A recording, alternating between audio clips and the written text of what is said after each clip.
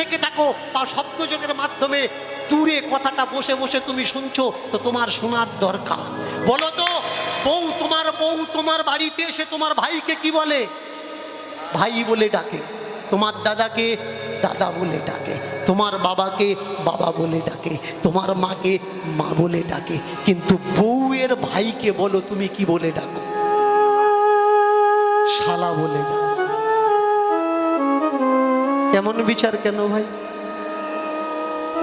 নারী জন্ম এত সহজ জন্ম না। নারদ জলে ডুব দিয়েছে, ডুব দিয়ে উঠে ভগবানের কাছে প্রার্থনা করছে, ভগবান আগামী জন্মে নারী করো। আবার ডুব দিয়েছে, দিয়ে বললে ভগবান আগামী জন্মে আমার নারী করো। আবার ডুব দিয়েছে, দিয়ে বলল ভগবান আমাকে নারী করো। ভগবান বলছে নারী করব কেন? পৃথিবীতে অনেক জন্ম দেখলাম, কিন্তু মেয়ে ছেলের মতো দুঃখী কপাল অন্য কোনো জন্মে আর হয় না। ভগবান আমি যদি নারী হই, যখন আমার কপালে দুঃখ আসবে, যখন কান্না আসবে আমার ভাগ্যে, তখন আমি কাঁদবো।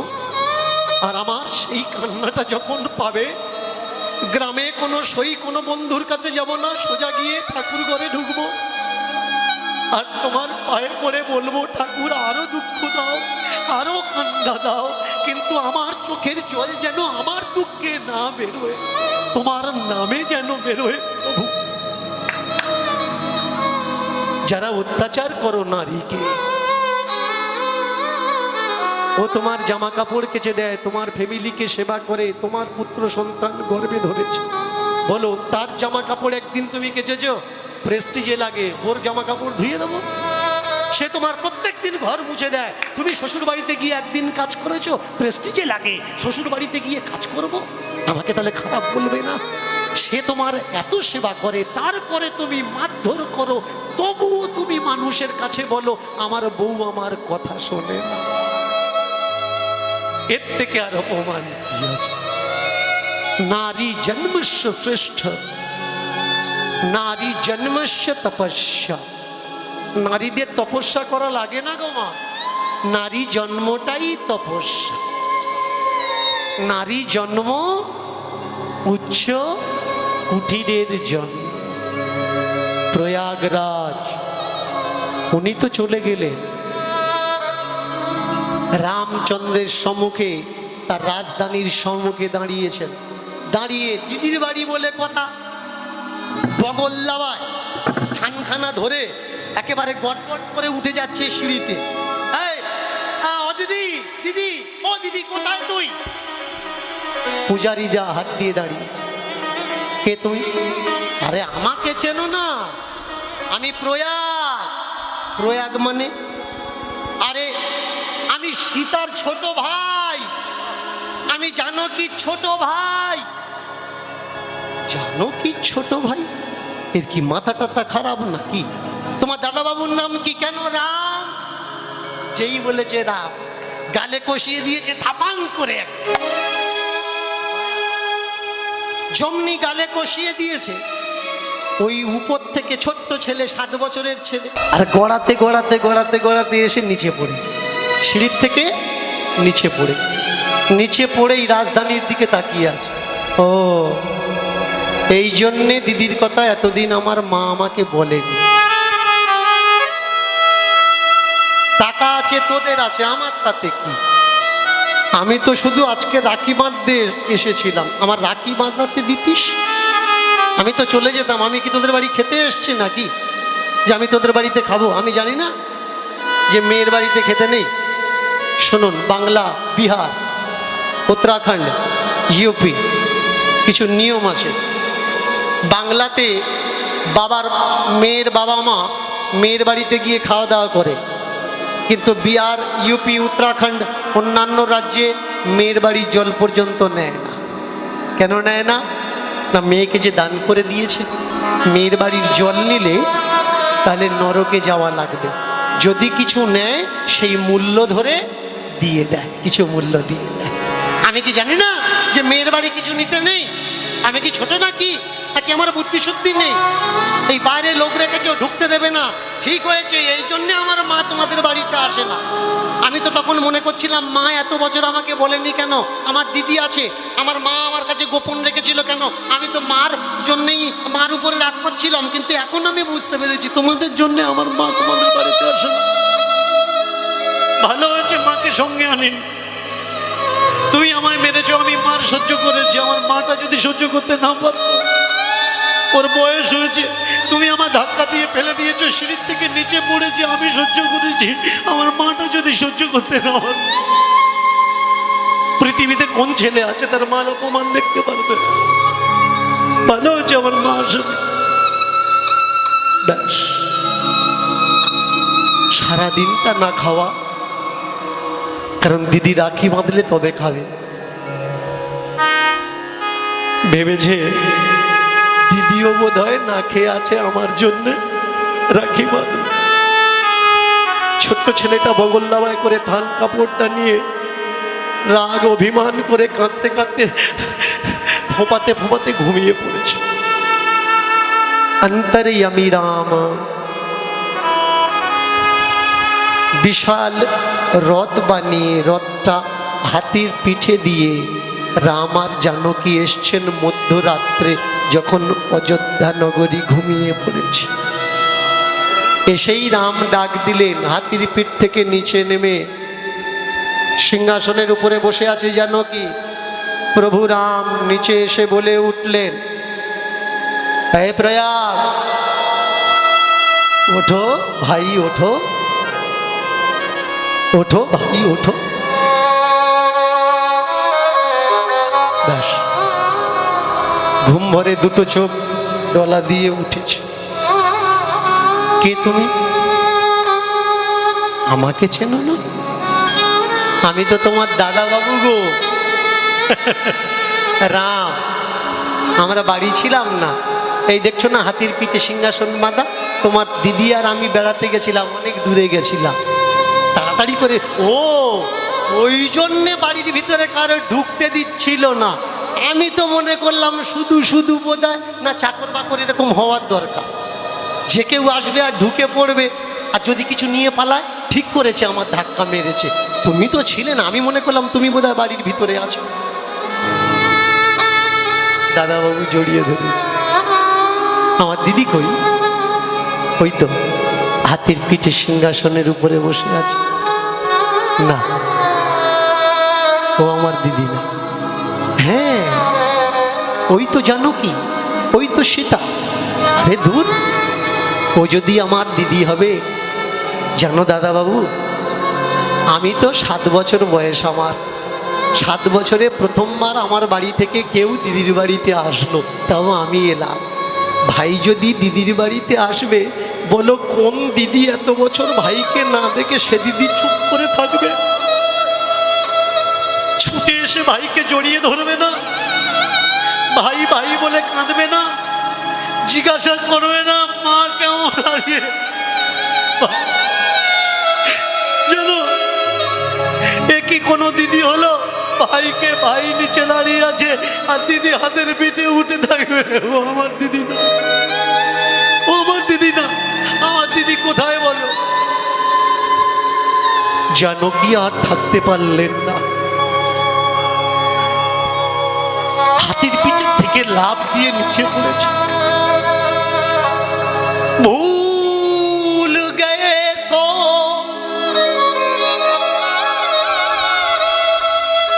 भैया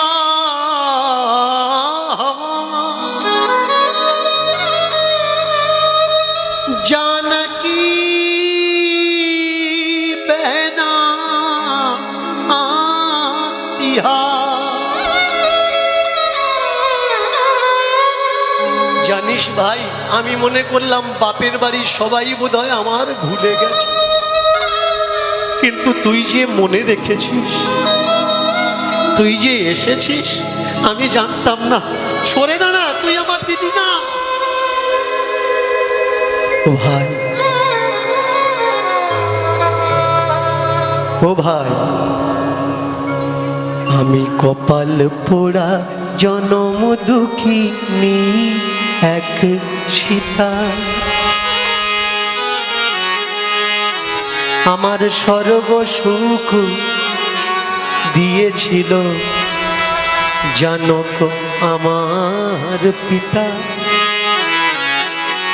কিন্তু শ্বশুর বাড়ি এসে দেখি কপালে সুখ নাই। কয়েক বছর পরে আমি বনবাসে যাই, বনবাসে চুরি করে নিয়ে গেল রাক্ষস রাবণ। সেই দিনই মরণ হলো সীতার জন্য। তারপর থেকে অগ্নি পরীক্ষা দিতে দিতে আমার অভাগিনী। আমি তো ভাবলাম ভুলে গেছে আমায় সবাই, বাপের ঘরের তারা। ভুলে গেছে আমায় সবাই, বাপের ঘরের তারা। ভুলে গেছে আমায় সবাই, বাপের ঘরের তারা। ভুলে গেছে আমায় সবাই, বাপের ঘরের তারা।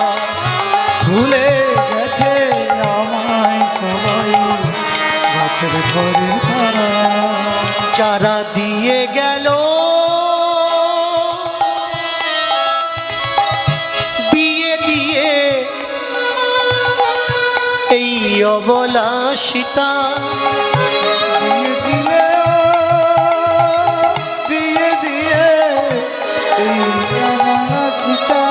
যারা দিয়ে গেল বিয়ে দিয়ে এই অভাগা সীতা। যারা দিয়ে গেল বিয়ে দিয়ে এই অভাগা সীতা। ভাবলাম আমার বলে আর কিছু নাই, কিন্তু এত বছর পরে এলো আমার ছোট।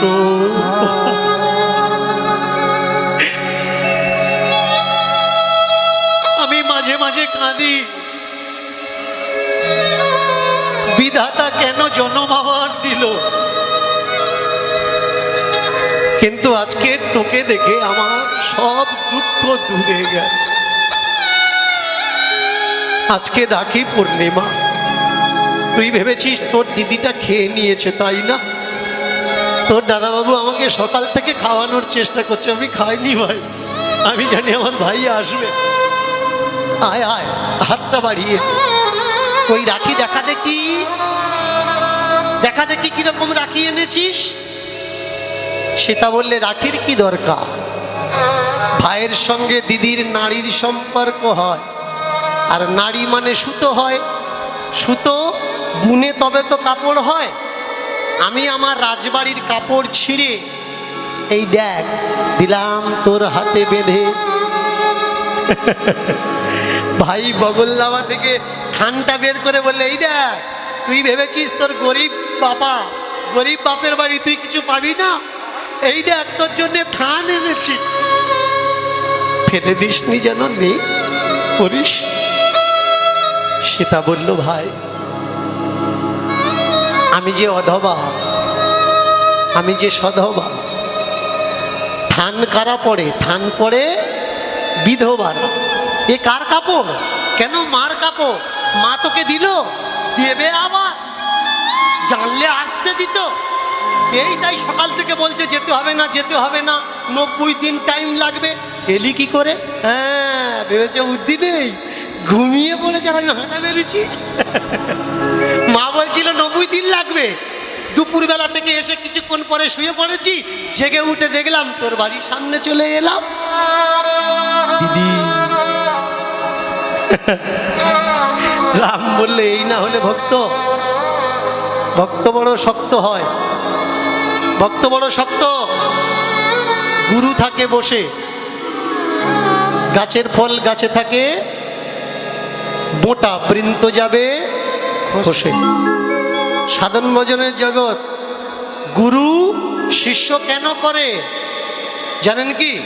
আলু চাল ডাল না, যারা জানে না তারা বলে বছর বছর চাঁদা ওঠানোর জন্যে না, এই জন্য শিষ্য করে না। গুরু শিষ্য করে শিষ্যকে গুরু বানানোর জন্যে, শিষ্যকে গুরুমুখী করার জন্যে, শিষ্যকে গুরু জ্ঞানী করানোর জন্যে, যাতে সেই শিষ্য আরো অবোধ 5 জনকে বোধ আনাতে পারে। এর জন্যে যাতে তার বংশ গুরু পরম্পরা বেঁচে থাকে, তার জন্যে গুরু শিষ্য করে। কিন্তু সব গুরুর কপাল ভালো নয়। কত গুরু এলো গেল, নাম মুছে দিল। কিন্তু পৃথিবীতে কিছু গুরু আছে শিষ্যের জন্যে যারা পরিচয় পেল। বলো, স্বামী বিবেকানন্দ যদি না থাকতেন, রামকৃষ্ণকে কেউ চিনত? কে চিনত রামকৃষ্ণকে যদি স্বামী বিবেকানন্দ না থাকতো? হরিদাস ঠাকুর নামাচার্য, যিনি নামের আচার্য, সার্জারি ডাক্তার, এমনি একটু আধটু ডাক্তার না। হরিদাস ছিল, তাই তো মহাপ্রভুর এমন প্রকাশ আর বিকাশ হলো। শিষ্য ভালো হলে পরে গুরুর যেমন জয়, সৎপুত্র পেলে পরে তেমনি বাবা মার নাম আর মুখ উজ্জ্বল হয়। যতক্ষণ না তুমি সৎপুত্র পাচ্ছ, ততক্ষণ তোমার নাম আর মুখ উজ্জ্বল হবে না। তুমি বলবে বাবা এগুলো কথায় শুধু হয়, বাস্তবে হয় না। কেন হয় না জানেন? সহজ হওয়া লাগবে, সরল হওয়া লাগবে। সহজ সরল না হলে ভগবান তাকে কৃপা করবেন। আমাদের এই শরীরের ভিতরে জল আছে 2 প্রকার। এক প্রকার রক্ত স্বরূপ জল, আর আরেক প্রকার জল স্বরূপ জল। নাক থেকে বেরোলে সর্দি, মুখ থেকে বেরোলে থুতু আর কফ, আর চোখ থেকে বেরোলে চোখের জল। বলুন তো, মানুষ কোন সময় কান্না দেখলে হাসে? বলুন, কোন সময় কান্না দেখলে হাসে? যখন বাড়িতে বাচ্চা হয়, পুত্র সন্তান জন্ম নেয়, একজন কাঁদে আর একজন হাসে। বলে কবীরা, जब हम पैदा हुए हम रोए जग हंसे,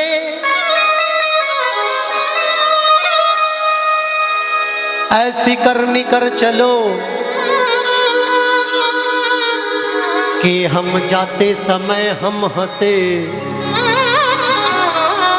और जग रोए। ভগবানকে পেতে গেলে সহজ আর সরল হওয়া লাগবে, সহজ আর তরল হওয়া লাগবে। গরল যদি হও, ভগবান দূর হয়ে যাবে। আর সহজ আর সরল যদি হও, তাহলে ভগবান তোমার কাছে চলে আসবে। তুমি বলবে বাবা, ভগবান বাবা, আমি কীর্তনে যখন যাই সেখানে গিয়ে আমার ঘন ঘন হাই ওঠে, কীর্তন শুনতে ভালো লাগে না, আমি ভগবান পাবো? হ্যাঁ পাবে। তুমি যেখানে যেখানে আছো, যা যা করছো, তাই তাই করো, তুমি ভগবান আছে, তুমি ভগবান অবশ্যই পাবে। কি করে? আচ্ছা বাবা, যারা বেশি কাঁদে এরা ভগবান পাবে? হ্যাঁ পাবে। যারা বেশি ঘুমায় এরা ভগবান পাবে? হ্যাঁ পাবে। যারা বেশি খায় এরা ভগবান পাবে? বলে হ্যাঁ পাবে। কিরকম? বলে একটা ছেলে ছিল, সেই ছেলেটা প্রচন্ড খায়, বাবা মা এত খায়, বাবা মা তাড়িয়ে দিল সংসার থেকে, দূর হ।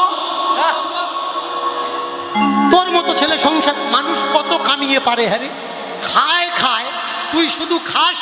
ওই বারকোষ বলে দেখেছেন? বারকোষ ঠাকুরের যখন বছরে একবার পূজা হয়, দেখবেন এই থালাটা বার করা হয়। ও আস্তে খেতে বসলে এই বারকোষটা নিয়েই খেতে বসে। আর এতগুলো ভাত রুটি ওতে কি বিড়াল লাভ মারলে হবে। মাঝে মাঝে ওর বাবা ওর কাছে বসে বসে বলে, এই খাচ্ছিস খা, মাঝে মধ্যে একটু জল খা, ফুলুক বললে জল খাবো, আধ ঘন্টা পরে খাবো। তুমি জানো না খাওয়ার সময় জল খেতে নেই? ও এত খায়, ও জানে যদি জল খাই আর খাবার যদি ভেতরে কম যায়, এর জন্য খেতে খেতে জলও পর্যন্ত খায় না। রাগ ভরে বাবা তাড়িয়ে দিয়েছে, বেরো উলাঙ্গার কোথাকার, কাজকর্ম করবি না, শুধু বাড়িয়ে বসে খাই খাই খাই খাই ভাব, দূর হ। বাবা মা তাড়িয়ে দিয়েছে। তাড়িয়ে দেওয়ার পরে ওই ছেলেটা বেশ কিছু দূর চলে গেছে। যাওয়ার পরে যেই সময় খিদে পেয়েছে, খিদে তো সহ্য করতে পারে না, আবার বাড়ির ধারে ফিরে এসছে। আবার বাড়ির ধারে যখন ফিরে এসেছে, বাবা বললে এই ফিরে আসলি? বললে আমি মনে করলাম তোমরা আমার তাড়িয়ে দিয়ে বোধহয় কষ্ট পাচ্ছ, একবার দেখে আসি, কমিয়ে দাও। তাই আবার এলাম। মা বললে আমি কষ্ট পাবো না বাবা, তোর অনেক দিন খাইয়েছি পরিয়েছি, তুই বাড়ির থেকে বেরো। ছেলেটা বেরিয়ে সোজা যাচ্ছে কোথায়, মাথায় প্ল্যান করছে, এর তার বাড়ি গেলে, লোক কুটুম্বর বাড়ি গেলে কদিন টানবে, আজকের যাব কালকের বলবে চলে যা। তারপরে জিজ্ঞেস করবে কেন এলি, কি কারণে এলি, তোদের বাড়ি কি কোনো অনুষ্ঠান হচ্ছে? কত কথার জবাব দেওয়া যাবে না। যাব তো কোথায় যাব, ব্যাস সোজা চলে গেল আশ্রম। আশ্রমে গিয়ে গুরু মহারাজের পায়ে পড়েছে, পায়ে পড়ে বলছে বাবা আমাকে শিষ্য বানাও। গুরুদেব দেখলো অকস্মাৎ এমন একটা জানদড় লোক এসছে শিষ্য হওয়ার জন্যে, নিশ্চয়ই আশ্রমের অনেক কাজে লাগবে, নাও শিষ্য করে নাও। দেখবেন গুরুদেবেরও একটা আশা থাকে যে আমার রোগা পচকা ছেলে তো সব একটা আড্ডা বলশালী হোক, যখন কোনো কাজকাম হবে, তরকারির কড়া সবজির কড়া টড়া তো চালানো লাগবে, অনেক কাজে আসবে, দাও দেখে দাও, দীক্ষা দিয়ে দাও। দীক্ষা দিয়েছে, দেওয়ার পরে যাক না, দীক্ষাটা তো মেন না, মেন কি খাওয়া। মেন হচ্ছে খাওয়া। দীক্ষা নেওয়ার পরে জিজ্ঞাসা করছে বাবা আপনার আশ্রমে সেবা চলে তো? বলে হ্যাঁ চলে। কটা থেকে কটা পর্যন্ত চলে? বলে 12টায় আগে ভোগ লাগে, 12টার পর থেকে 3:30 পর্যন্ত খাওয়া চলে, সেবা চলে। আচ্ছা বাবা কতবার কত ব্যাচ বসে? বলে 4-5 ব্যাচ তো হয়ে যায়। আচ্ছা বাবা আমি যদি 5 বার বসি আপনি রাগ করবেন? কেন রাগ করবো কেন? যারটা যে দিয়ে দেয়, যারটা সে নিয়ে যায়। আমাদের আর কি, আমরা আশ্রমবাসী, আমরা শুধু সেবা করি, ঠাকুরের ভজন সাধন করি, পাও বাবা পাও, তুমি যত খুশি অত পাও। এখন 10-12 দিন দিনে 5 বার করে পাচ্ছে। শিষ্যরা দেখে গুরুদেবকে বলছে গুরুদেব মনে হচ্ছে এর ভাবলাগ ভালো না, এ দীক্ষা শিক্ষার জন্য আশ্রমে আসেনি, এ খাওয়ার জন্য, এর হটানো লাগবে, তা না হলে আশ্রমের পুঁজি আশ্রম আর থাকবে না, এ চালচুলো সব বিক্রি হয়ে যাবে। গুরুদেব বলে সব হাতের 5টা আঙুল কি সমান নাকি? দিন আসতে দে, যেদিন রাম কৃপা করবে দেখবি সব ঠিক হয়ে যাবে। তোমরা যারা খাওয়া দাওয়া ছাড়তে পারছো না, प्रभु राम कृपा के भरोसे में चलो, जिस दिन प्रभु ने कृपा कर दिया ना उस दिन सब सही हो जाएगा। অনেকে বলে বাবা আমার স্বামী মদ ছাড়ছে না, আমি বললাম আমি বললে ও ছাড়বে না, অপেক্ষা কর, যেদিন পেটে জল জমবে, ঘাত পা সাদা হয়ে যাবে, ডাক্তার মানা করবে আর খেও না, সেই দিন ছেড়ে দেবে। ডাক্তারের কথা শুনবে ও, আমার কথা শুনবে না। অপেক্ষা কর, যেদিন রাম কৃপা করবে আর ও সাদা হবে, সেদিন দেখবি ও ছেড়ে দেবে। আজকে গুরুদেব বলছে কৃপা করো, ওই দেখো ধাক্কা ধাক্কি করছে, হাসাহাসি করছে, মনে হচ্ছে এ সাইডে পরিমাণটা একটু বেশি আছে। তাকিয়ে দেখুন, গুরুদেব বললে রাম কৃপায় সব ঠিক হয়ে যাবে। 12 দিন আছে, 13 দিনের মাথায় রান্নাঘরে সকাল থেকে 12-14 বার যাওয়া হয়ে গেছে। গুরুদেব মুখের দিকে তাকিয়ে বুঝতে পারলে বলে বাবা এদিকে কি হয়েছে, মুখ শুকনো শুকনো ভাব, কষ্ট পাচ্ছিস? বলে গুরুদেব আজকে রান্নাঘরে কেউ ঢোকেনি, আজকে রান্না হবে না, সকাল থেকে অভুক্ত আছি। বলে ওই দেখ জানিস না আজকে তো একাদশী, আজকের চুলো জ্বলবে না, আজকের কোনো রান্না বান্না হবে না। বলে এক কাজ করো, একাদশীটা তোমরা করো বাবা, আমি যদি একাদশী করি তাহলে তোমাদের গলায় দড়ি নেওয়া লাগবে, কাছা নেওয়া লাগবে, শ্রাদ্ধ করা লাগবে, আমি খিদে সহ্য করতে পারি না, আমার জন্য গোটা কত দাও। বলে বাবা এক কাজ কর, আশ্রমে তো আজকের আগুন জ্বলবে না, তাহলে ওই নদীর পাড়ে চলে যাবি, আম গাছের গোড়ায়, ওখানে গিয়ে তুই তোর মতো বানাবি, বানিয়ে প্রভু রামকে প্রথমে দিবি, তারপরে তুই পাবি।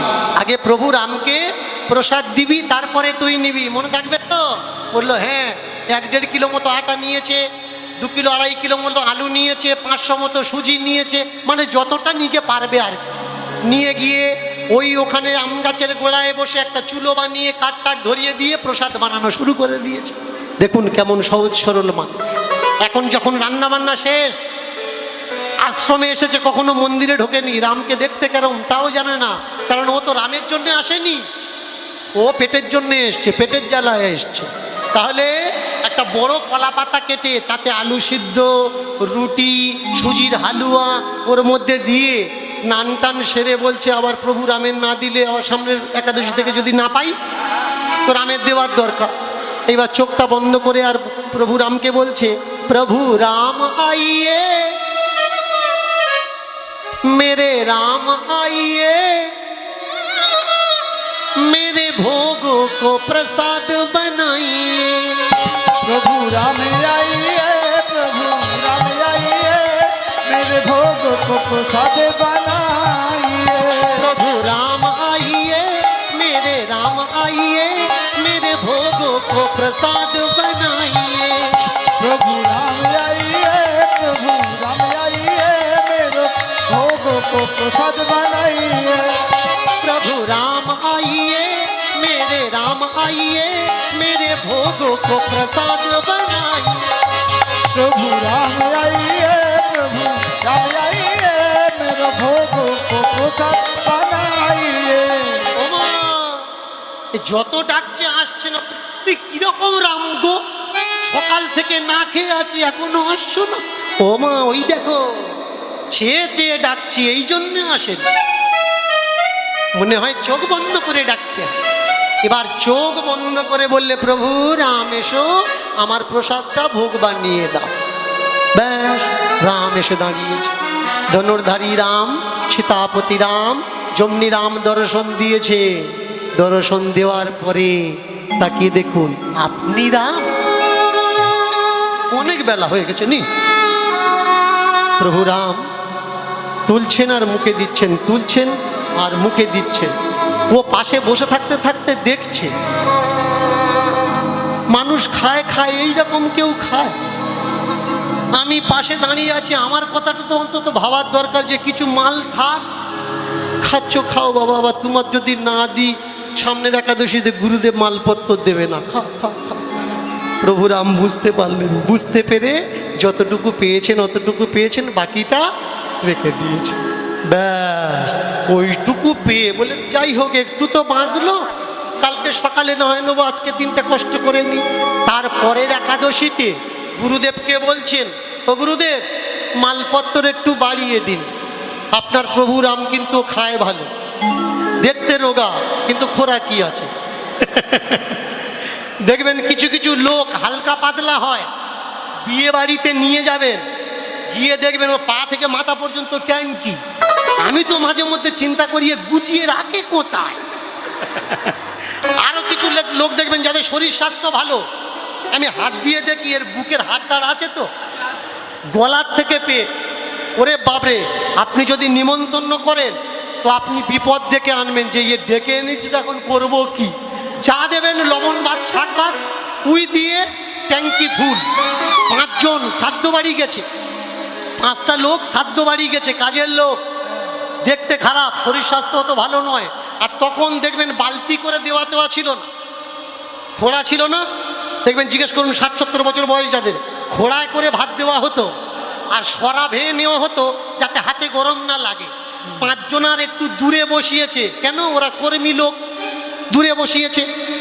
খোড়ায় করে যখন ভাত এনেছে, ওরা 5 জন বলছে, বাবা এক কাজ কর, সরায় করে দিয়ে যাসনি, ঢেলে ঢেলে দিয়ে যা, ভাত আসবে তারপরে লবণ আসবে।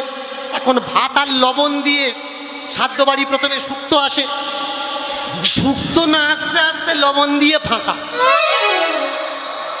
মালিক যে গলায় দড়ি করেছে বলে না, দেওয়ার পরে যে আপনারা পান তারপরে আমরা নেব, আপনারা অনুমতি দিন। ও ঘুরে ঘুরে দেখতে এসে বলে, হ্যাঁ রে এ কটা পাতে ভাত দিসনি? বলে কেন, এই দিয়ে গেলাম। ও লবণ আর ভাত দিয়ে সেরে নিয়েছে, তরকারি অপেক্ষা করে। এক কাজ করো, একটু মাল বাড়িয়ে দাও, তোমার রাম রোগা হলে কি হবে, খোরাকিটা নেয় ভালো। গুরুদেব মনে করলে যে এ তো বেশি খায়, দিনে 4-5 বার খায়, রামের দোষ দিয়ে মনে হয় এ খেতে চাচ্ছে, দাও দাও এর একটু বেশি করে মাল পড়বে দাও। তারপরের দিন পরের একাদশীতে আবার গিয়ে ভোগ টোগ লাগিয়ে প্রভু রামকে ডাকছে। ডেকে যেই তাকিয়েছে দেখে রাম এসছে, রামের সঙ্গে আর একটা মেয়ে ছেলে ডেকে নিয়ে। এটাকে বললে এটা সীতা আমার বউ। বললে এসো, কিন্তু মাল তো কম পড়ে যাবে। তুমি ওরকম খাও মানে তোমার বউটা কি কম খাবে বলো? তোমার বউটাও তো তোমার মতন খাবে। আর তোমরা যদি দুজনে ওরকম করে খাও তা আমার ভাগ্যে কি থাকবে? হোক হোক ন, তোমাদের আবার যদি না দিই সামনের একাদশীতে গুরুদেব হয়তো মালপত্র নাও দিতে পারে। নাও নাও তোমরা নাও। সীতা রাম গা ঠেলাঠেলি করছে। রাম সীতাকে বলছে, দেখেছ ভক্ত পৃথিবীতে অনেক আছে, কিন্তু এমন সহজ সরল ভক্ত কজন পাওয়া যায়? আমরা ভগবান পাই না কেন? আমাদের ভিতরে এত পেঁচ, সেই পেঁচ থেকে ছাড়াতে পারছি না, আমরা বেরোতে পারছি না, তো ভগবানের কাছে যাবো কি করে? প্রত্যেকটা সংসারে দেখুন প্যাঁচের জন্য সংসার টুকরো হয়ে যাচ্ছে। আপনাদের এদিকে হয়তো আলাদা হয় না, আমাদের ওই সাইডটা খুব আলাদা হয়, সংসারগুলো ভেঙে টুকরো হয়ে যাচ্ছে। ভাই ভাইকে আলাদা করে দিচ্ছে, বাবা ছেলেকে আলাদা করে দিচ্ছে। কেন? এ ভেতরের পেঁচ। আমার স্বামী খাটে, এত বড় সংসার কেন টানবে? আমি টানবো না। তুমি খাটতে পারো না, তুমি আলাদা হয়ে যাও। ভাই কে কাকে খাওয়া? दाने दाने पे लिखा है खाने वाले का नाम। जो पृथ्वी में आने से पहले माँ के वक्षस्थल में उन्होंने खाबार भेज दी है, खाद्य द्रव्य भेज दी हैं। उनके पास चिंता है ये कहाँ रहेगा, कहाँ सोएगा, क्या खाएगा, क्या पिएगा। उसका चिंता तुम क्यों करते हो? तुम्हें करने का कोई अधिकार नहीं है। बस তারপরের একাদশীতে এইবার গুরুদেবকে বলছে, গুরুদেব ওই মালপত্র এরকম ভাবে দিলে আর হবে না, আর একটু বাড়ান। ওরা দুজনে এসছে, এসছে তো এসছে, বউটাকে সঙ্গে নিয়ে এসছে। আমি কি দান ছত্তর খুলেছি যে যাকে পারবি তাকে নিয়ে আসবি? তুমি বললে রাম আসবে, তা ফ্যামিলি বাড়ছে কেন?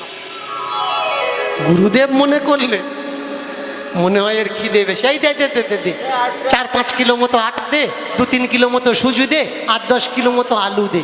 তারপরে একাদশীতে গিয়ে আবার প্রসাদ চড়িয়েছে।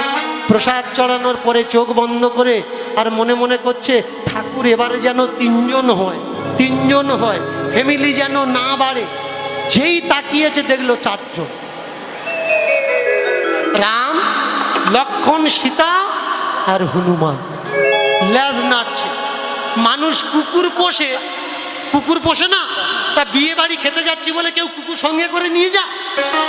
কুকুর তো বাড়ি থাকে। তুই নয় বাঁদর পুষিছিস, তা তোকে ডেকেছি বলে বাঁদর সঙ্গে নিয়ে আসার কোনো দরকার না। মন খুব খারাপ। রাম জিজ্ঞাসা করছে, মন খারাপ কেন? বলে খারাপ হবে না, আগে তোমরা নাও, তারপর যদি থাকে দেখবো আমি নিতে পারি। আবার সেই পরিমাণে যতটা অতটা।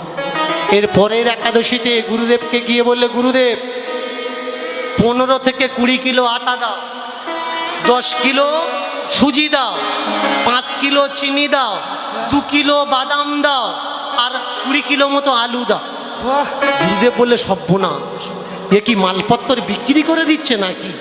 হ্যাঁ, আশ্রমে কি ব্যবসা আরম্ভ করেছে? এই এর পিছনে পিছনে যা, তো এ যা বলে তাই দিয়ে দে, আর পিছনে পিছনে যা, দেখ এত মাল নিয়ে করে। রাম জানে 12টার আগে ভোগ লাগবে। পুরো ফ্যামিলি শুদ্ধ সব এসছে, দশরথ এসছে, 3টে মাকে সঙ্গে নিয়ে এসছে। এসে বললে, কই আজকের আর প্রসাদ বানাওনি? বলে, বানিয়ে কি করব? যতবার বানাই কপালে জোটে না, বেকার বানিয়ে লাভ আছে? আজকে তোমরা বানাও, তোমরা খাও, যদি নষ্ট হয় আমি খাও, তা না হলে প্রভু রাম সীতাকে আদেশ করলেন, যাও জানকী, অনেকদিন তোমার হাতে রান্না আমি পাই, আজকের প্রসাদ বানাও। জানকীজি কোমরে একেবারে কাপড়টা গুঁজে দিয়ে দেওরকে, স্বামীকে, সবাইকে সঙ্গে নিয়ে রান্নায় বসে গেছে। সুগন্ধ পৌঁছে দেবলোক, দেবলোকে মা জানকী রান্নার গন্ধ চলে গেছে। সুগন্ধ পৌঁছে দশো দিশা, সুগন্ধ পৌঁছে পাতাল লোক। যত ছিল দেবগণ ধাইয়া আসিল, ধাইয়া আসিল, হরি হরি যত বল। ছিল দেবগণ ধাইয়া আসিল, ধাইয়া আসিল। যত ছিল দেবগণ ধাইয়া আসিল, ধাইয়া আসিল। যত ছিল দেবগণ ধাইয়া আসিল, ধাইয়া আসিল। দুহাত বাড়িয়া তারা প্রসাদ মাগিল, প্রসাদ মাগিল।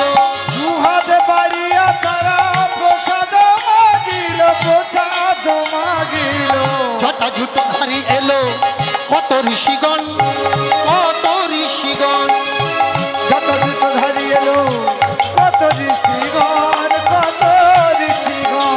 কমণ্ডলু হাতে এলো, পিতামহ ব্রহ্মা দিল দর্শন। দিল দর্শন। প্রত্যেক দিন তো মন খারাপ হতো, আজকে তাকিয়ে দেখছে কারো দুটো মুখ, কারো তিনটে মুখ, কারো চারটে মুখ, সর্বনাশ করে। না, প্রত্যেক দিনই এক মাথা করে লোক আসতো, আজকে তো তিনটে চারটে মাথা। আর পিছনে আবার কারো চারটে হাত, কারো ছটা হাত, কারোর আটটা, কারোর 10টা হাত। ও বাবা, মাল আর থাকবে, মাল আর থাকবে না। এরা তো কজনে সব মাল খেয়ে। ওদিকে গুরুদেব আর শিষ্যরা তারা দূর থেকে লক্ষ্য করছে এ মালগুলো নিয়ে করে কি। সকাল থেকে দুপুর, দুপুর থেকে বিকাল, বিকাল থেকে সন্ধ্যা হয়ে আসছে। পাছে পাছে চলতে চলতে গুরুদেব এসেছেন, এসে বললে আরে মালপত্তর কই আর লোকজন কই? বলে কেন, এই যে রান্না হয়ে গেল, ওই লাইন দিয়ে পাচ্ছে, দেখতে পাচ্ছ না? ওই যে 4টে হাত, 6টা হাত, 8টা হাত, সব লাইন দিয়ে আজকে আমি আর পাবো? এই যে বললে রামকে দাও, এই রামকে দিয়েই তো জ্বালা বেঁধে গেল। আহা,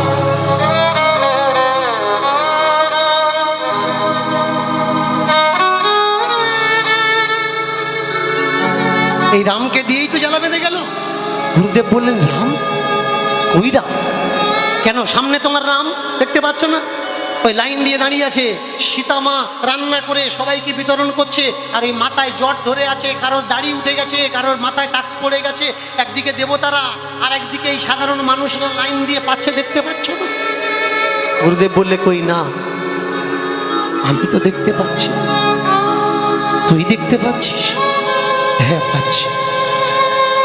তো রামকে বললাম আমাকে যেন দেখা দেয়, আমি যেন দেখতে পাই। ওরা আমি তোমায় দেখতে পাচ্ছি, আমার গুরুদেব দেখতে পাচ্ছে না কেন? তুই যতটা সহজ সরল, তোর মতো যে সরল হবে সে আমাকে পাবে। যে সরল নয়, যার ভিতরে গরল, সে আমাকে পাবে না।